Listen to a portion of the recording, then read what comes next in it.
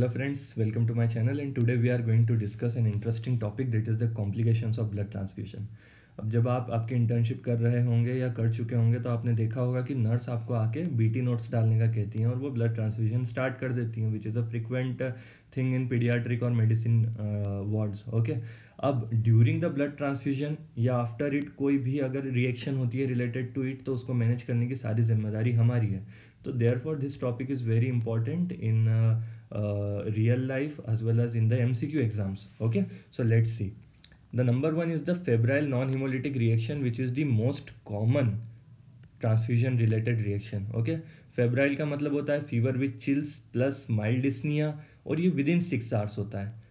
Non haemolytic का मतलब है देयर इज नो हीमोलिसिस. अगर यहाँ हीमोलिसिस नहीं है तो ऑब्वियसली एक रिएक्शन कहीं ना कहीं होगी जिसमें हीमोलिसिस होगा.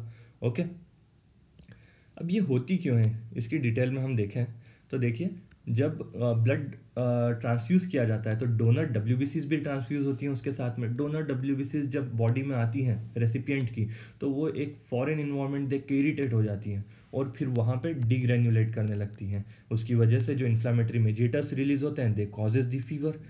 Treatment is simple, antipyretic. Okay, nothing to worry about. So now talk about risk factors क्या क्या होते हैं फेब्राइल नॉन हीमोलिटिक रिएक्शन के लिए. तो ब्लड जितना ज़्यादा पुराना स्टोर्ड होगा ना उतनी ज़्यादा रिएक्शन होने के चांसेस होते हैं. प्रिवेंशन की बात करें तो हमने देखा था कि जो ब्लड ट्रांसफ्यूजन के दौरान डब्ल्यूबीसीज डोनर की जा रही हैं वही इसके लिए रिस्पॉन्सिबल है. तो let's reduce the number of transfuse donor WBC. ये कोई फ़िल्टर लगा के किया जा सकता है जैसे leucocyte reduction filter and RBC irradiation. इसके दूसरे यूजेस जो INI-CET वगैरह में पूछे जाते हैं they are to prevent the graft versus host disease and to prevent the HLA sensitization in relative donor. Okay, HLA sensitization को कैसे समझ सकते हैं हम, जो डोनर WBC जा रहे थे दे आर रिस्पॉन्सिबल, उनकी जो सरफेस होती है उस पर HLA एंटीजन होता है, तो अगर हम उन्हें ही कम कर देंगे तो HLA सेंसिटाइजेशन भी कम हो जाएगा. उसके बाद ये इमेज कई बार पूछी गई है सेंट्रल एग्जाम्स में. This is leucocyte reduction filter. Next अपन रिएक्शन की बात करते हैं allergic reaction. Allergic reactions are actually relatively rare. वो फेब्राइल नॉन हीमोलिटिक रिएक्शन जितनी कॉमन नहीं होती है. अब यहाँ पे एक केस देखते हैं कि अगर एक पेशेंट है IgA डेफिशिएंसी का, उसका मतलब क्या होता है कि उसकी बॉडी में कभी भी IgA को नहीं देखा उसकी बॉडी ने. तो अगर ब्लड ट्रांसफ्यूजन के दौरान उसकी बॉडी में डोनर की IgA आती है तो वो उसे as a foreign protein antigen की तरह ट्रीट करेगा. तो फर्स्ट ट्रांसफ्यूजन पे हो सकता है माइल्ड रिएक्शन हो या कोई रिएक्शन ना हो, पर सब्सिक्वेंट अगर ट्रांसफ्यूजन होता है तो क्या होगा, let's see. Body must have developed IgG against the donor IgA in previous transfusion. तो सेकंड ब्लड ट्रांसफ्यूजन में क्या होगा, सीवियर और फेटल रिएक्शन हो सकती हैं. ओके, अब इसको इस कार्टून की हेल्प से हम समझने की कोशिश करते हैं कि IgA जो बोल रही है bro we are also antibodies but recipient IgGs are like never seen you before. तो वो उसके खिलाफ अपने एलर्जिक रिएक्शन या फिर एंटीजन एंटीबॉडी रिएक्शन जो है वो शो करेंगी. ओके, अब हम आते हैं अर्टिकेरियल एलर्जिक रिएक्शन. अर्टिकेरिया पहले देखिए. ये अर्टिकेरिया आपने कई बार देखा होगा. ओके, OPDs में, डर्मा की OPD में. अब ये होता क्यों है, तो जब ब्लड ट्रांसफ्यूजन होता है तो उसके दौरान कई बार कुछ एलर्जेंस जो हैं प्रोटीन, फॉरेन प्रोटीन, वो इंट्रोड्यूस होते हैं रेसिपिएंट में और उनके खिलाफ IgE एंटीबॉडी वर्क करती है और एंटीजन एंटीबॉडी रिएक्शन होती है और अर्टिकेरिया हो सकता है.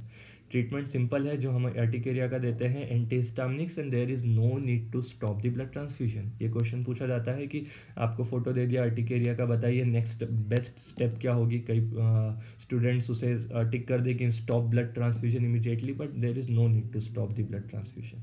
ओके, सो नेक्स्ट वन है haemolytic reactions. Okay, haemolytic reactions में दो तरीके से हम पढ़ेंगे, acute haemolytic reactions and the delayed haemolytic reactions. अब पहले हम एक्यूट की बात करें तो ये जो डोनर के RBCs हैं इन पे देखिए कोई फॉरेन एंटीजन है. ये एंटीजन क्या होगा, तो यहाँ पे हमें पता है कि ये एंटीजन है या तो ब्लड ग्रुप A या B का एंटीजन है. और मान लीजिए कि हमारा रेसिपिएंट जो है वो O ब्लड ग्रुप के हैं, यानी उनके सीरम में preformed IgM, okay, preformed natural IgM antibodies हैं अगेंस्ट दिस A और B blood group antigen on the donor RBC surface. तो उसकी वजह से क्या होता है कि यहाँ एंटीजन एंटीबॉडी रिएक्शन होती है, कॉम्प्लीमेंट मेजिएटेड यानी कॉम्प्लीमेंट फिक्सेशन होता है, और उसकी वजह से डोनर आरबीसी का लाइसिस हो जाता है। ओके, अब डोनर आरबीसी का जब लाइसिस होगा ब्लड स्ट्रीम में तो there will be haemoglobin urea, kidney से हीमोग्लोबिन एक्सक्रीट आउट होने लगेगा। अब यहाँ पे समझिए एक चीज़ कि मेडिसिन में हम पढ़ते हैं कि हीमोग्लोबिन मायोग्लोबिन ये काफ़ी हेवी प्रोटीन होते हैं। जब ये पीसीटी से रीनल ट्यूब्यूल से पास होते हैं तो वो उसका डैमेज कराते हैं, तो उसकी वजह से यहाँ पे एक्यूट किडनी इंजरी देखने के लिए भी मिल सकती है हेवी हीमोग्लोबिन यूरिया में। इसके अलावा जो नॉर्मल क्लिनिकल फीचर्स यहाँ पे मिल रहे हैं वो है fever, shaking, chills and the flank pains. Okay, this are the general clinical feature जो जनरली ज़्यादातर पेशेंट्स अगर किसी में हीमोलिटिक रिएक्शन हो रही है तो मिल सकते हैं। बट सीवियर केसेस में आपको DIC, shock, acute kidney injury और डेथ तक देखने के लिए मिल सकती है। अब यहाँ पे हमने किसे ब्लेम किया है, यहाँ पे ब्लेम किया है हमने एबीओ इनकम्पेटिबिलिटी को। अब याद रखिए इसके सेकंड काउंटर पार्ट को अपन देखते हैं, that is the delayed haemolytic reaction. Delayed haemolytic reaction यहाँ पे भी कहानी थोड़ी सेम सेम ही चलने वाली है। ओके, सो जो आरबीसी थी यहाँ पे भी आरबीसी की सरफेस पे कोई एंटीजन था। ओके, ये एंटीजन और इसके खिलाफ आईजीजी एंटीबॉडी है that is present. Okay, already because of the previous exposure. तो यहाँ पे ये समझिए कि ये एंटीजन क्या है, किसकी बात हो रही है। ये एंटीजन है आरएच, केल या किड। इसके लिए प्रीफॉर्म्ड एंटीबॉडी नेचुरली हम में नहीं प्रेजेंट होती है।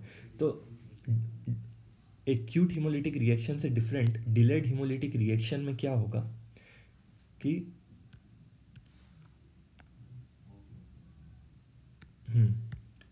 There will be antigen antibody reaction.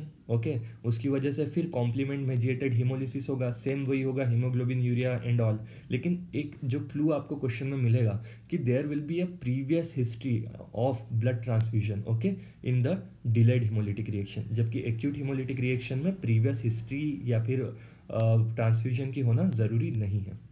Okay, अब एक जनरल कंसेप्ट समझते हैं। जब भी हीमोलिसिस होता है और आरबीसी रप्चर होती है तो आरबीसी के अंदर एलडीएच होता है, हमने पढ़ा LDH1 हार्ट में होता है, LDH2 आरबीसीज में होता है। तो वो एलडीएच जब रिलीज होगा तो ब्लड में एलडीएच के लेवल बढ़ेंगे। दूसरा कंसेप्ट है कि जब फ्री हीमोग्लोबिन बढ़ेगा तो फ्री हीमोग्लोबिन को ब्लड में ऐसे नहीं रखा जा सकता, उसे हमें हेप्टोग्लोबिन के साथ कंबाइन करके रखना होता है जो उसे ब्लड से क्लियर करने में हेल्प करता है। ओके, तो अगर इतने ज़्यादा अमाउंट में फ्री हीमोग्लोबिन निकलेगा तो ब्लड का सारा की सारा हेप्टोग्लोबिन तो यूज्ड अप हो जाएगा। इसीलिए इन्वेस्टिगेशंस में आपको शो किया जाता है कि there is decrease serum haptoglobin levels.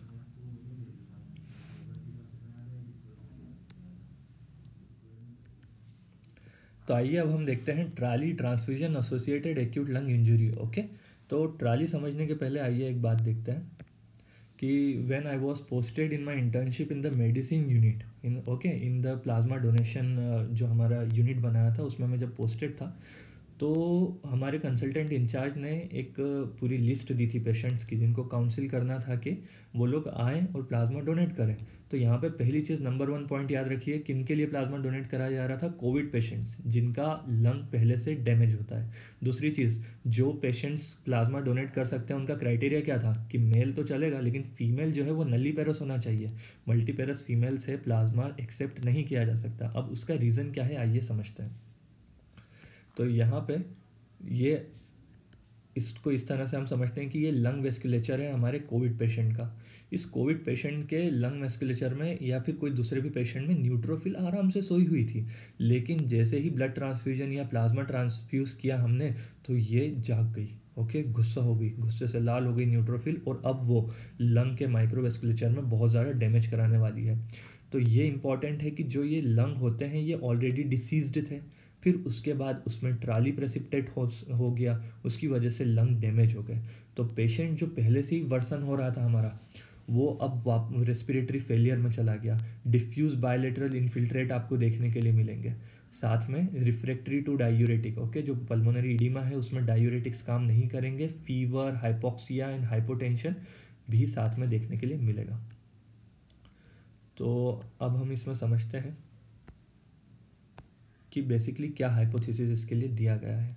तो क्यों आखिर हम मल्टीपेरस फीमेल से प्लाज्मा नहीं ले सकते। तो इसका रीज़न बहुत सिंपल है।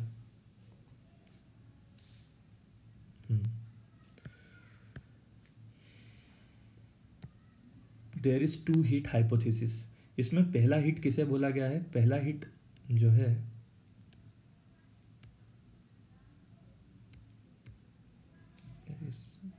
ठीक है, तो there is two hit hypothesis. Okay, two hit hypothesis का मतलब क्या होता है कि फर्स्ट देयर इज़